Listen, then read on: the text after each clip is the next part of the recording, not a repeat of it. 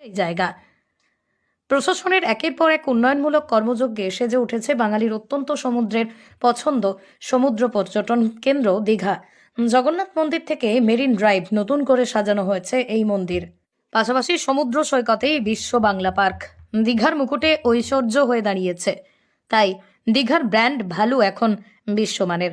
নতুন বছরে আবারও বদলে যাবে দীঘা। দীঘায় এবার ডায়নোসর ও প্রত্নতাত্ত্বিক যুগের জীবজন্তু দেখতে পাবেন পর্যটকরা। সৌজন্যে দীঘা বিজ্ঞান কেন্দ্র। দীঘায় নতুন বছরে পর্যটকদের আকর্ষণের কেন্দ্রবিন্দু হতে চলেছে জুরাসিক পার্ক।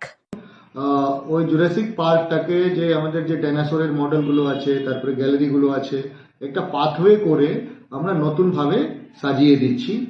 আর ওখানে ডাইনোসরগুলো ভয়েস ওভার থাকবে। ধরুন গেলে মানে ডাইনোসর সম্পর্কে যে এক একটা ডাইনোসর, ধরুন ট্রিনোসরাস কিভাবে কাজ করতো, ওদের একটা ভয়েস ওভার থাকবে। দীঘায় নতুন বছরে জুরাসিক পার্ক।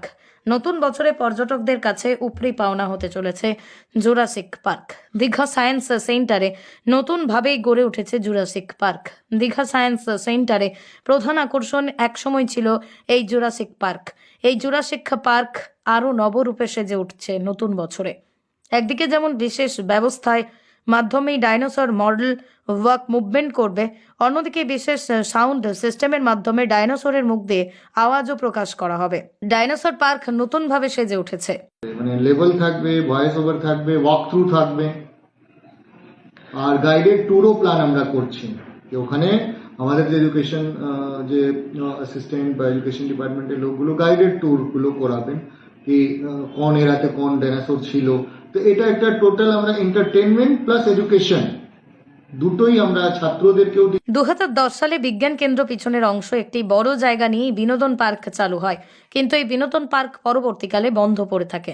এবার দীঘা বিজ্ঞান কেন্দ্রের উদ্যোগে সেই পার্ক নতুনভাবে সংস্কার করা হচ্ছে পর্যটকদের জন্য। ডায়নোসরের উৎপত্তি, তার জীবনযাত্রা থেকে শুরু করে সবকিছুই লাইমলাইট অ্যান্ড সাউন্ড পদ্ধতি সাহায্যে প্রদর্শনীর ব্যবস্থা করা হবে।